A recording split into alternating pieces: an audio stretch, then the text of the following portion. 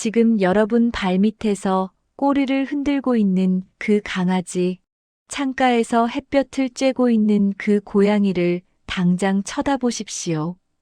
그 작은 생명체가 단순히 귀여운 동물이라고, 밥 먹고 똥 싸는 짐승이라고 생각하신다면, 오늘 여러분 가정의 운명이 완전히 달라질 수도 있습니다.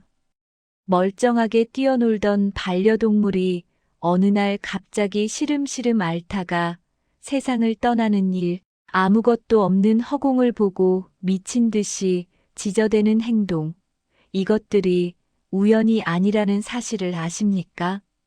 오늘 이 이야기는 여러분 집안의 흥망성쇠와 직결된 절대 그냥 넘어가서는 안 되는 경고입니다. 지금부터 그 소름 끼치는 진실을 하나하나 풀어드리겠습니다. 우리가 반려동물을 키우기 시작한 건 대부분 우연처럼 보입니다. 펫샵을 지나가다가 눈이 마주쳤거나 지인이 분양을 권했거나 아이들이 조르는 바람에 어쩔 수 없이 들이게 되었거나 그 시작은 저마다 다르죠. 그런데 여기서 한 가지 생각해 볼 것이 있습니다. 세상에 수많은 강아지와 고양이가 있고 수많은 가정이 있는데 왜 하필 그 아이가 여러분 집에 들어오게 되었을까요? 불가에서는 옷깃만 스쳐도 인연이라고 했습니다. 하물며 같은 지붕 아래에서 밥을 나눠 먹고 잠을 자고 주인의 채취를 맡으며 평생을 함께하는 존재와의 인연이 그저 우연일 리가 없습니다. 동양의 오래된 가르침에서는 이런 인연을 숙세의 빚이라고 표현합니다. 전생에 여러분이 베푼 은혜가 너무나 깊어서 그 영혼이 다음 생에 짐승의 몸을 빌려서라도 그 빚을 갚겠다고 맹세한 것이라는 거죠. 굶주린 사람에게 밥 한 끼를 건넸거나 위기에 처한 누군가를 구해준 적이 있었을 겁니다. 그때 받은 은혜에 감격한 영혼이 어떻게든 보답하겠다는 일념으로 말도 못하고 두 발로 서지도 못하는 짐승의 몸을 기꺼이 선택한 것입니다. 그래서 개와 고양이는 주인을 배신하지 않습니다. 주인이 가난해서 밥을 굶겨도 주인이 화가 나서 발길질을 해도 그들은 여전히 꼬리를 흔들며 주인만을 바라봅니다. 바보라서 그런 게 아닙니다. 전생에 새긴 그 사무치는 약속 때문입니다. 내가 짐승이 되어서라도 당신 곁에서 은혜를 갚겠다는 그 처절한 맹세가 DNA처럼 각인되어 있기 때문이죠. 사람도 사람한테 그렇게 못합니다. 자식도 부모가 돈이 없으면 등을 돌리는 세상 아닙니까? 그런데 이 말 못하는 짐승들은 주인이 거짓골을 하고 있어도 세상 모든 것을 잃어도 오직 주인만 바라보며 살아갑니다. 그게 다 전생의 빚 때문입니다. 그런데 여러분은 그 고마운 영혼들을 어떻게 대하고 계십니까? 밖에서 기분 나쁜 일이 있었다고 집에 들어와서 죄 없는 강아지에게 소리를 지르지는 않으셨습니까? 귀찮다고 밥그릇이 텅 비어 있는데도 모른 척하지는 않으셨습니까? 털이 날린다고 구박하고 밥 달라고 보챈다며 등짝을 때리지는 않으셨습니까? 그것이 얼마나 무서운 일인지 지금부터 말씀드리겠습니다. 짐승이라고 해서 아무것도 모를 거라고 생각하면 큰 오산입니다. 사람보다 말이 없고 행동이 느릴 뿐이지 그 영혼의 눈은 사람보다 훨씬 맑고 깊습니다. 여러분이 무심코 던진 나쁜 말 한마디에 그 아이들은 뼈가 으스러지는 것보다 더 큰 상처를 받습니다. 그리고 그 상처는 고스란히 집안의 탁한 기운이 되어 쌓입니다. 풍수에서 말하는 살기가 되어 결국 주인의 앞길을 막게 되는 거죠. 반려동물을 학대하는 것은 단순히 동물을 괴롭히는 것으로 끝나지 않습니다. 그것은 여러분을 지켜주는 수호신의 목을 조르는 것과 같고 집안에 들어올 돈복을 스스로 걷어차는 것과 같습니다. 가난 귀신을 집 안방으로 끌어들이는 꼴이라는 것을 명심하셔야 합니다. 오늘 이 시간 이후로는 절대 그러지 마십시오. 제가 직접 들은 이야기 중에 정말 기가 막힌 사연이 하나 있습니다. 이 이야기를 들으시면 아마 여러분 곁에 있는 그 작은 생명체가 완전히 다르게 보이실 겁니다. 깊은 산골 마을에 80이 넘은 할머니 한 분이 혼자 살고 계셨습니다. 자식들은 다 도시로 떠나버려서 연락도 뜸했고 할아버지는 일찍 돌아가셔서 그야말로 적막강산에 홀로 사시는 분이었죠. 그런데 그 할머니 곁에는 늙고 병든 개 한 마리가 있었습니다. 누렁이라고 불렀는데 사실 누렁이라고 부르기에도 민망할 정도로 털이 다 빠지고 한쪽 눈은 백내장으로 하얗게 멀어버린 볼품없는 개였습니다. 동네 사람들은 저런 똥개 갖다 버리라고 밥값도 아깝다고 혀를 찼습니다. 할머니 형편이 어땠겠습니까? 본인 입에 풀칠하기도 힘든데 그 늙은 개까지 거두려니 얼마나 버거우셨겠습니까? 하지만 할머니는 그 누렁이를 친자식처럼 아꼈습니다. 내가 굶어도 너는 먹여야 한다며 시장에서 생선떼 가리라도 주워다가 푹 고아 먹이고 겨울이면 당신 덮을 이불도 부족한데 헌 옷가지를 모아서 계집에 깔아주셨습니다. 그러면 그 늙은 누렁이는 앞도 잘 안 보이는 눈으로 할머니만 졸졸 따라다니며 할머니가 밭일하다 힘들어서 주저앉으면 다가와서 그 거친 손등을 하차주곤 했습니다. 그러던 어느 해 겨울이었습니다. 유독 눈이 많이 오고 추운 날이었는데 할머니가 그만 심한 독감에 걸려 몸져눕고 말았습니다. 열이 펄펄 끓고 기침을 하다가 피를 토할 정도로 상태가 위중했죠. 약을 사다 줄 사람도 없고 병원에 데려갈 사람은 더더욱 없었습니다.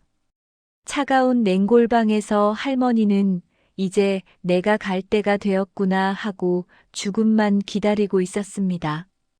그런데 그때부터 그 늙고 병든 누렁이가 이상한 행동을 하기 시작했습니다.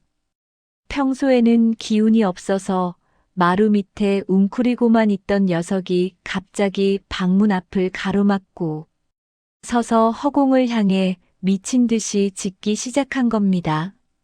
목이 쉬어라 짖었습니다. 마치 누군가가 방 안으로 들어오려는 것을 온몸으로 막아서는 것처럼 말이죠. 동네 사람들이 시끄럽다고 와서 돌을 던져도 꿈쩍도 안 했습니다. 밥도 안 먹고 물도 안 마시고 사흘 밤낮을 그 추운 문 밖에서 꼬박 서서 짖었습니다. 방 안에 누워있던 할머니는 희미한 정신 속에서도 누렁아 그만해라, 너 그러다 죽는다 하고 말렸지만 누렁이는 멈추지 않았습니다. 그렇게 사흘째 되던 날 새벽이었습니다. 갑자기 밖이 조용해졌습니다. 할머니는 이제 누렁이가 지쳐서 잠들었나 보다 하고 생각했죠. 그런데 신기한 일이 벌어졌습니다. 사흘 동안 펄펄 끓던 할머니의 열이 씻은 듯이 내리고 몸이 가벼워진 겁니다. 죽다 살아난 할머니가 방문을 열고 밖으로 나갔습니다. 그런데 문을 열자마자 할머니는 그 자리에 주저앉아 통곡을 하고 말았습니다. 방문 바로 앞 눈밭에 누렁이가 뻣뻣하게 굳은 채 죽어 있었기 때문입니다. 그런데 그 죽은 모습이 기가 막혔습니다. 보통 개들은 죽을 때 구석진 곳에 숨어서 죽거나 편안하게 누워서 죽습니다. 하지만 누렁이는 네 다리로 버티고 서서 눈을 부릅뜨고 이빨을 드러낸 채 방문을 지키는 자세 그대로 얼어 있었습니다. 죽는 그 순간까지도 무언가와 싸우다가 그대로 숨이 끊어진 겁니다. 나중에 그 집에 가서 누렁이를 위해 연부를 해주는데 눈앞에 그 장면이 훤히 보였다고 합니다. 그날 밤 저승사자가 할머니를 데려가려고 그 집 대문을 넘어왔던 겁니다. 할머니의 수명이 다 되었으니 데려가려고 했는데 그 늙은 개가 그걸 먼저 보고 막아선 거죠. 안 됩니다. 우리 할머니 못 데려갑니다. 차라리 저를 데려가십시오. 내 목숨을 내놓을 테니. 제발 우리 할머니는 건드리지 마십시오. 그 작은 미물이 저승사자 바짓가랑이를 물고 늘어지며 사흘 밤낮을 버틴 겁니다. 결국 저승사자도 그 지독한 충성심에 혀를 내두르고 할머니 대신 그 개의 목숨을 거두어 간 것입니다. 할머니가 살아야 할 남은 수명은 바로 그 누렁이가 자기 목숨과 맞바꾼 선물이었던 셈입니다. 이 이야기가 그저 옛날 전설의 고향에나 나오는 이야기 같습니까? 아닙니다. 지금 여러분 곁에 있는 그 강아지, 그 고양이도 똑같습니다. 여러분이 밥 주고 재워주니까 그게 고마워서 따르는 정도가 아닙니다.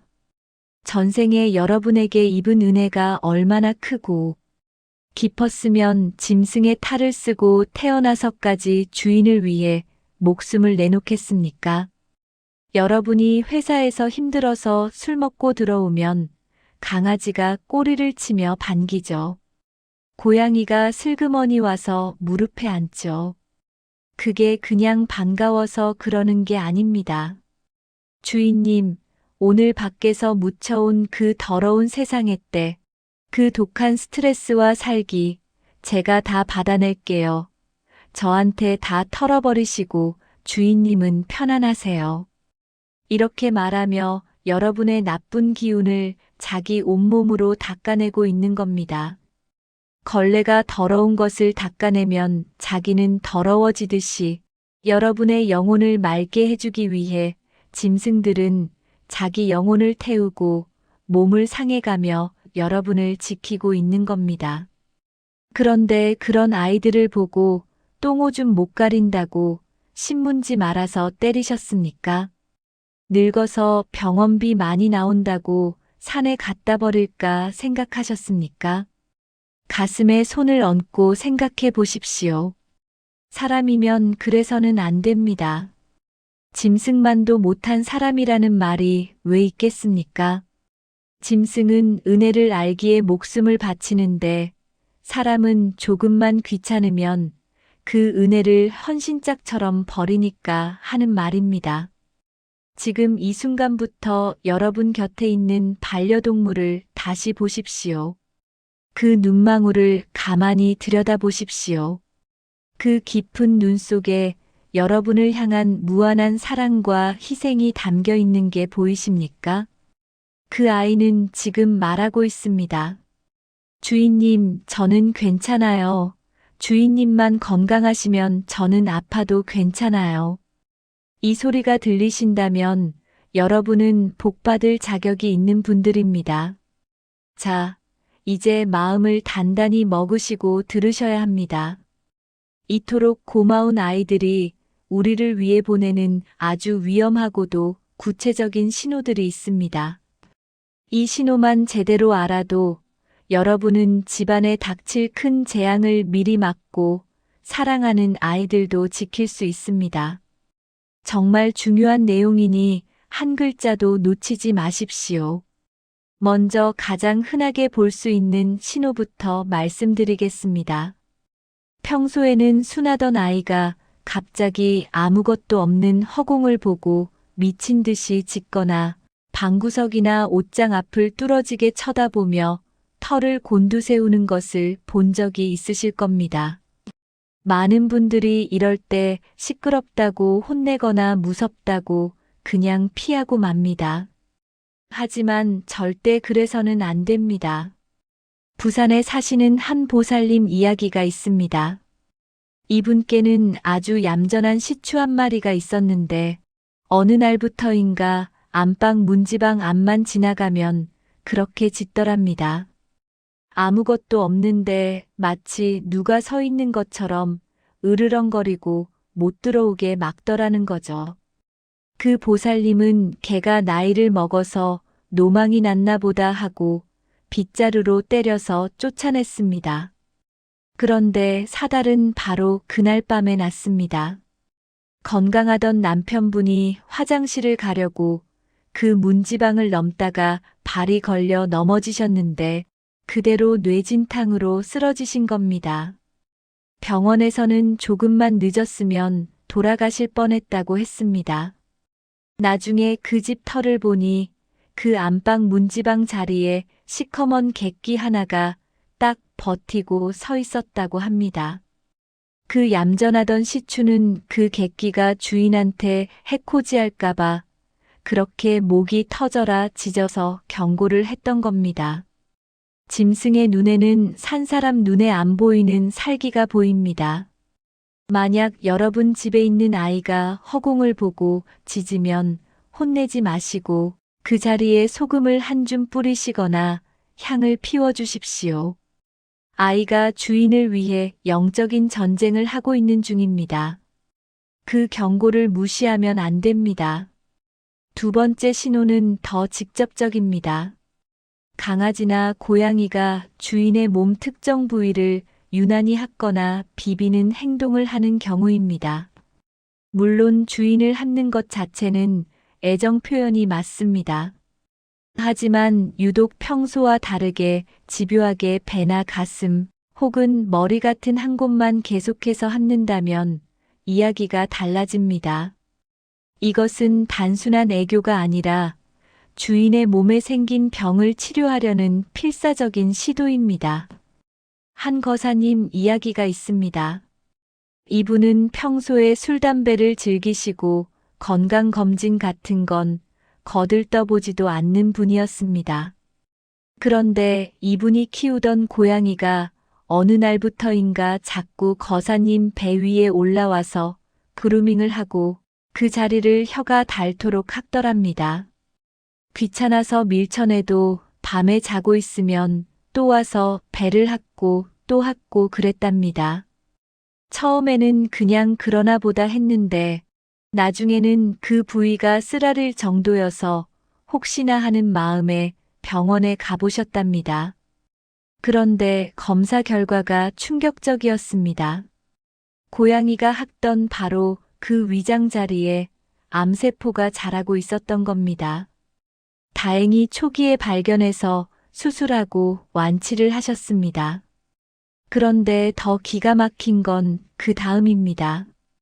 거사님이 퇴원해서 집에 돌아왔는데 그 고양이가 시름시름 앓더랍니다. 병원에 가보니 뱃속에 복수가 가득 차서 손을 쓸 수가 없다고 했습니다. 결국 그 고양이는 주인의 암덩어리를 자기가 다 빨아내고 주인 대신 세상을 떠났습니다.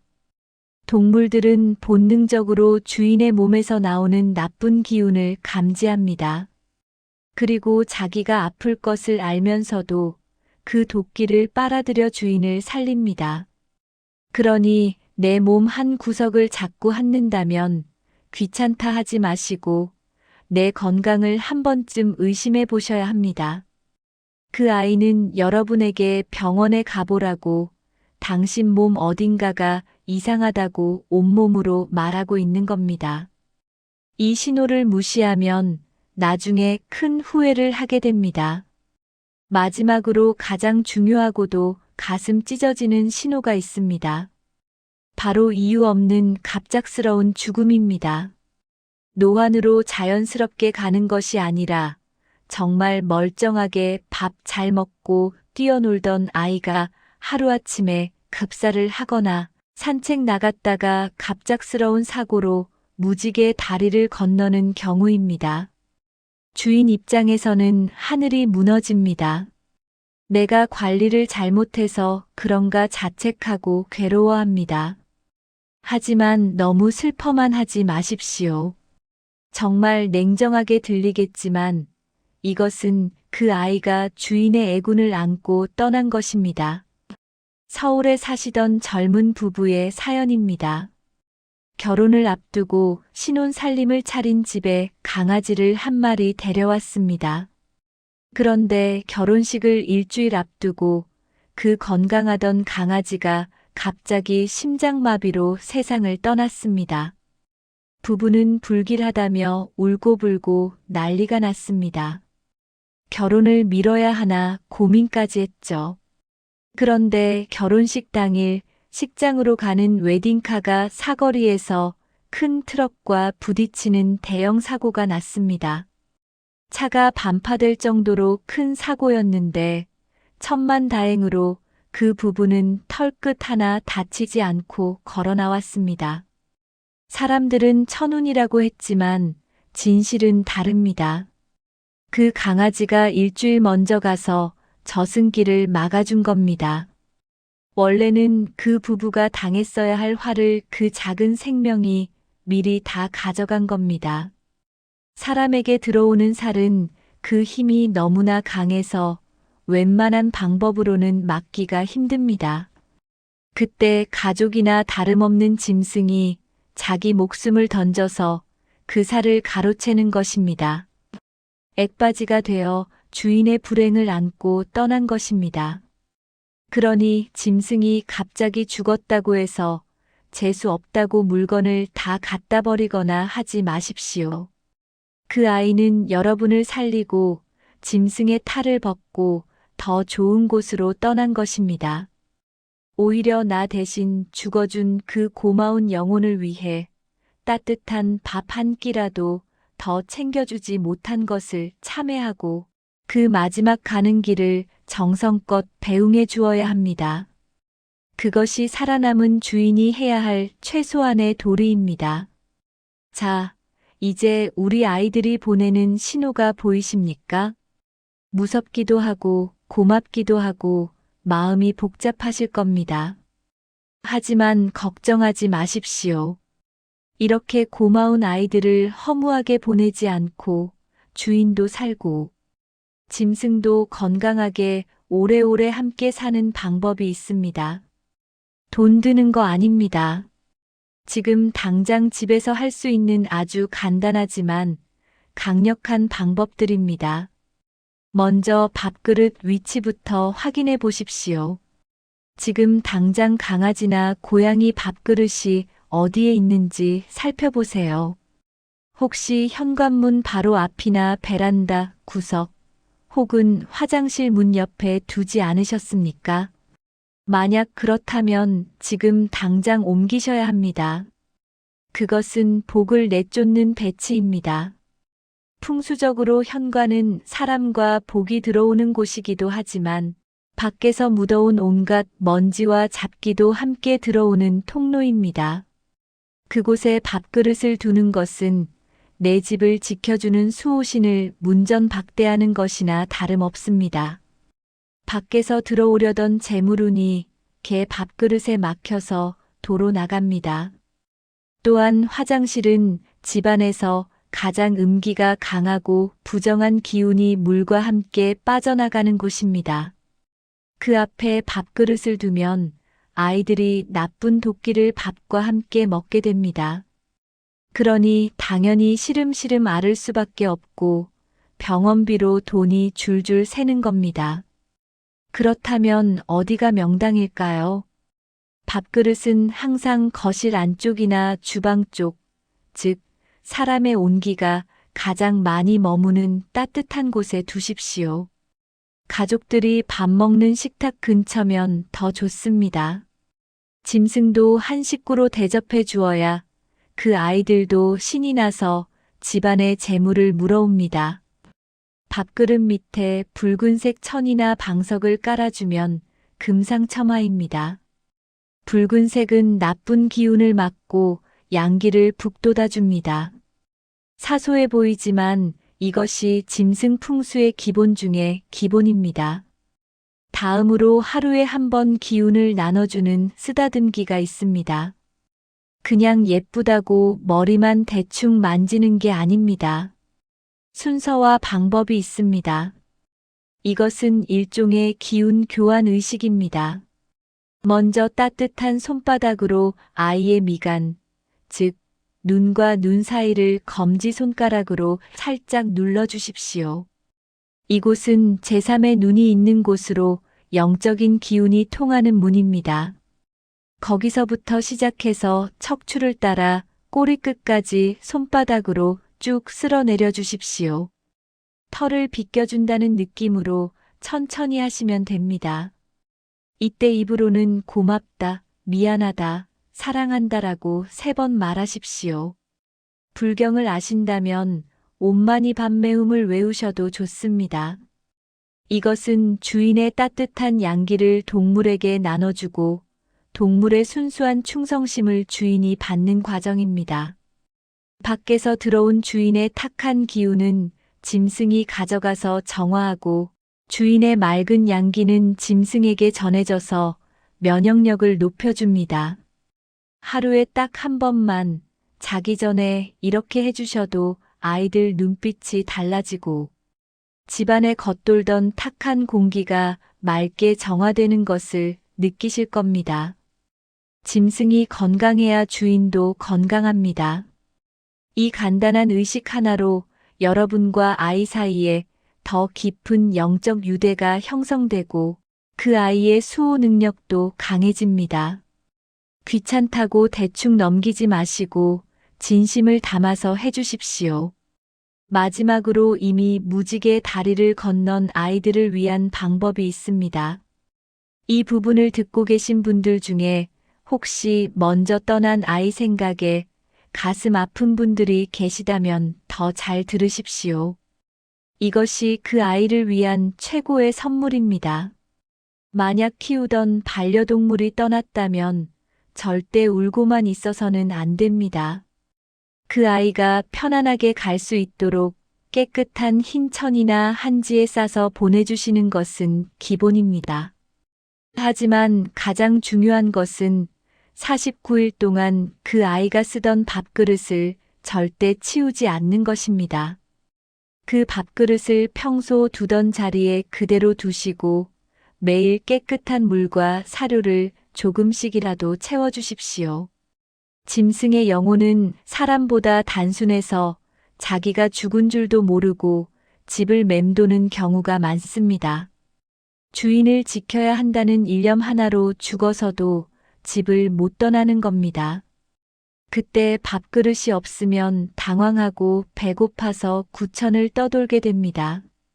49일 동안 정성껏 밥을 챙겨주며 잘 가라고 빌어주십시오. 내가 있어서 행복했다.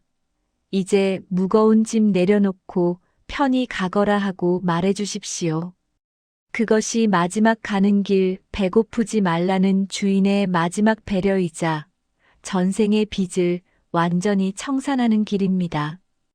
이렇게 정성껏 배움을 받은 영혼은 감동해서 그냥 떠나지 않습니다. 반드시 주인 꿈에 나타나 행운을 주거나 집안에 큰 경사를 선물로 주고 떠납니다. 이것이 바로 짐승의 보은입니다. 죽어서도 주인을 돕는 그 마음을 잊지 마십시오. 짐승이라고 무시하지 마십시오. 말 못하는 짐승이 사람보다 낫다는 말이 괜히 있는 게 아닙니다.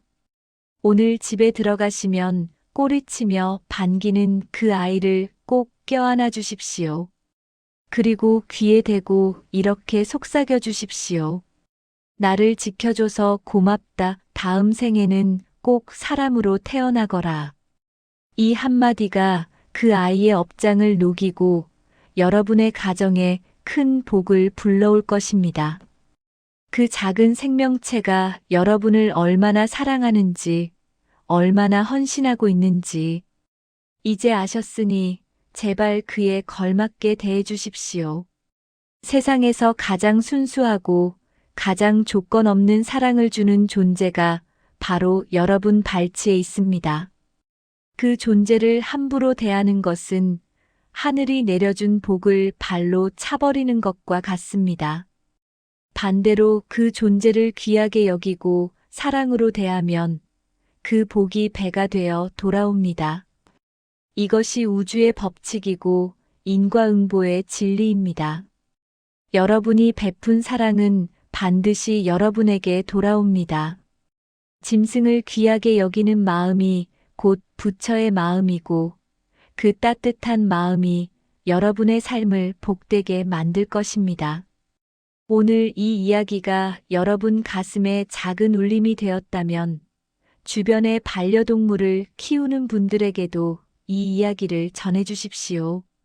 그것 또한 큰 공덕입니다.